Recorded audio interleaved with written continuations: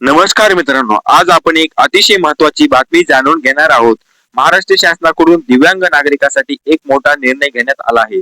1 April 2026 पासून काही महत्त्वाच्या योजना आता नवीन विभागाकडून चालवल्या जाणार आहेत. याचा थेट फायदा लाखो लाभार्थ्यांना होणार आहे. म्हणून हा व्हिडिओ शेवटपर्यंत नक्की पहा. मित्रांनो, महाराष्ट्र शासनाच्या दिव्यांग सक्षमीकरण विभागाने एक नवीन शासन निर्णय काढला आहे. या निर्णयानुसार दिव्यांग व्यक्तींना दिल्या जाणाऱ्या काही महत्त्वाच्या योजना आता अधिक व्यवस्थित पद्धतीने राबवल्या जाणार आहेत. यामध्ये मुख्य उद्दिष्ट दिव्यांग व्यक्तींना आर्थिक मदत, सामाजिक सक्षमीकरण, स्वावलंब वाढवणे. यामध्ये शासन निर्णयामध्ये संजय गांधी दिव्यांग निराधार योजना, आर्थिक दृष्ट्या दुर्बल दिव्यांगासाठी मदत, श्रावण बाळ सेवा दिव्यांग राज्य निवृत्त वेतन योजना, वृद्ध आणि दिव्यांग व्यक्तींना पेन्शन, इंदिरा गांधी राष्ट्रीय दिव्यांग पेन्शन योजना, केंद्र सरकारकडून मिळणारी मदत, या तिन्ही योजना आता एकाच विभागातून हाताळल्या जाणार आहेत.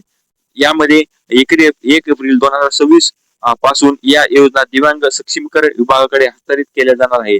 यामुळे प्रक्रिया जलद होईल, लाभार्थ्यांना कमी त्रास, एकाच ठिकाणी सर्व सेवा. मित्रांनो, एक महत्वाची माहिती, जे लाभार्थी एस माहिती ऑर्गॅनिक पोर्टल नोंद आहेत त्यांना या निर्णयामुळे अधिकृत मान्यता देण्यात आली आहे. 24 फेब्रुवारी 2026 पासून हे लाभार्थी नवीन विभागात समाविष्ट करण्यात आले आहेत. त्यामुळे नवीन अर्जदारांनी देखील लवकरच नोंदणी करावी.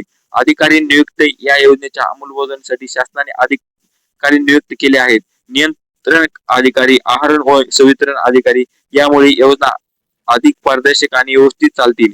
या निर्णयामुळे वेळेवर पेन्शन, कमी कागदपत्रे, सोपी प्रक्रिया, एकाच ठिकाणी सेवा, म्हणजे आता सरकारी योजना मिळणे सोपे होणार आहे.